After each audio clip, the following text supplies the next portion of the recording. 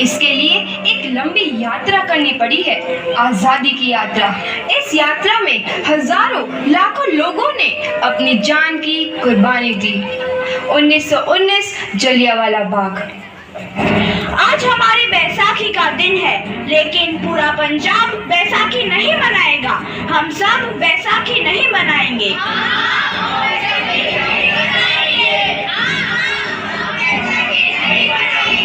जब तक हम अंग्रेजों को भारत से बाहर नहीं निकाल देते, पूरा पंजाब बैसाखी नहीं मनाएगा। अच्छा, तो तुम सब हमारा विरोध करता है, भाग जाओ यहाँ से। इसका अंजाम बहुत ही बुरा होगा। हम नहीं जाएंगे, तुम लोग जाओगे। हमें नहीं, तुमको भारत से भागना होगा। Soldiers fire!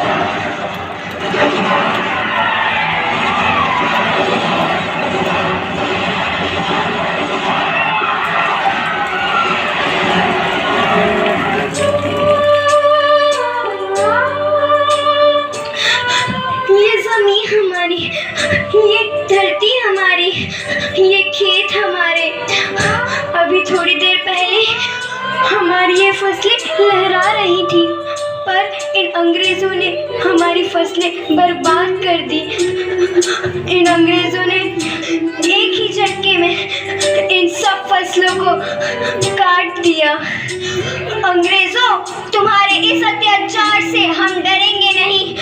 इस अत्याचार का बदला लेकर रहेंगे। हम आजादी लेकर रहेंगे।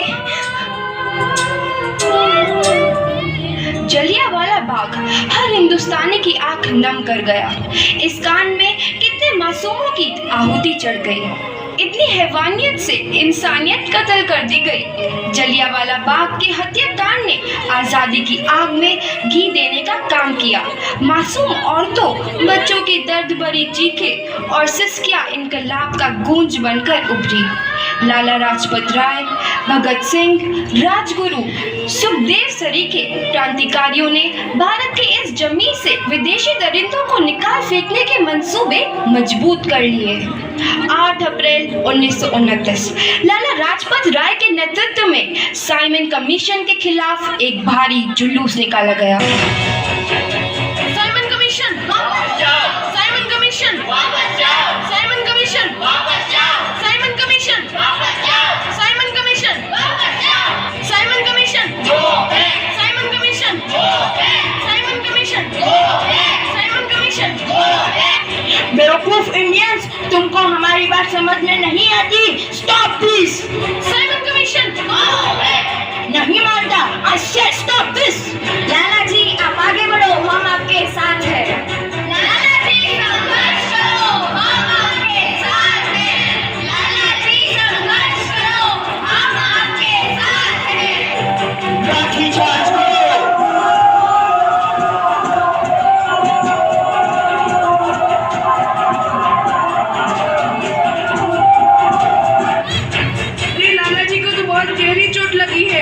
सर फट गया है।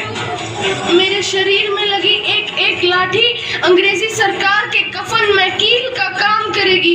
ये आजादी की लड़ाई रुकनी नहीं चाहिए। ये जिम्मेदारी मैं तुम सबको सौंप कर जा रहा हूँ। लाला लाजपत राय की दर्दनाक मौत के बाद भगत सिंह, सुखदेव, राजगुरु वतन के इन मतवालों के खून में ऐसा उबाल आया जिसका सामना करना अंग्रेजी सरकार के लिए मुश्किल हो गया। अंग्रेजों को करारा जवाब देने के लिए स्कॉट और सैंडर्स को मारने की रूपरेखा रची गई।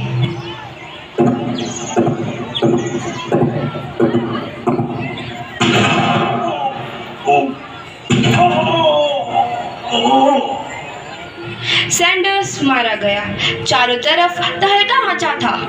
दीवारों पर लिखा था, लाला जी की मौत का बदला ले लिया गया है। भगत सिंह समेत सभी वहां से फरार हो गए। 8 अप्रैल 1929 दिल्ली में ब्रिटिश सरकार की सेंट्रल लेजिस्लेटिव असेंबली की बैठक में 2 बम धमाके की आवाज सुनाई दी।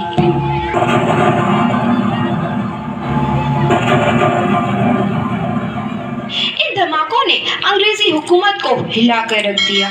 इस घटना को अंजाम देने वाले भगत सिंह, राजगुरु और सुखदेव ने अपने आप को अंग्रेजों के हवाले कर दिया। 1930 को अदालत ने अपना फैसला सुनाया। मुलजिम भगत सिंह, मुलजिम राजगुरु, मुलजिम सुखदेव को दफा 121 और दफा 302 के तहत ये अदालत तीनों को मुजरिम करार देती है और इस गुस्ताखी के लिए ये अदालत इन तीनों को सजाए मौत की सजा सुनाती है। सरफरोशी की तमन्ना अब हमारे दिल में है, देखना है जोर कितना बाजुए कातिल में है।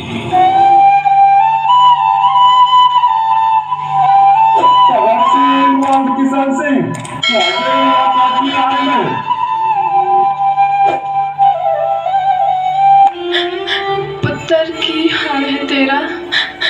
मैं चंगा हूँ माँ, फिक्र करने की कोई गल नहीं। पुत्र, मेरा दिल तेरी तरह पत्थर दिल नहीं होगा।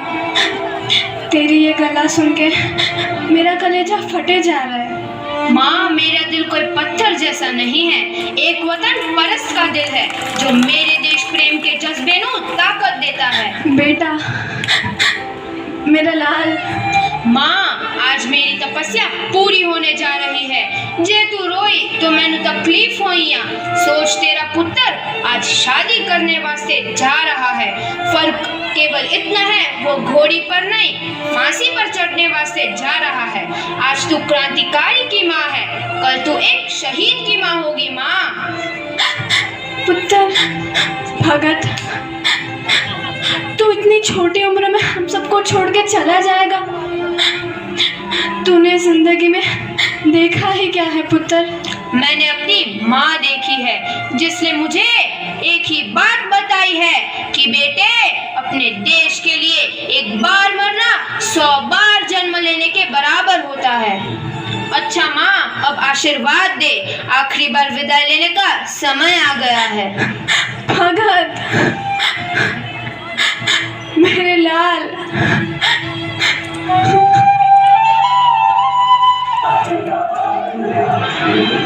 भगत सिंह, तुम्हारी कोई आखिरी ख्वाहिश? हमारे हाथ खोल दिए जाए। हम तीनों दोस्त एक दूसरे से गले मिलना चाहते हैं। उनके हाथ खोल दिए जाए।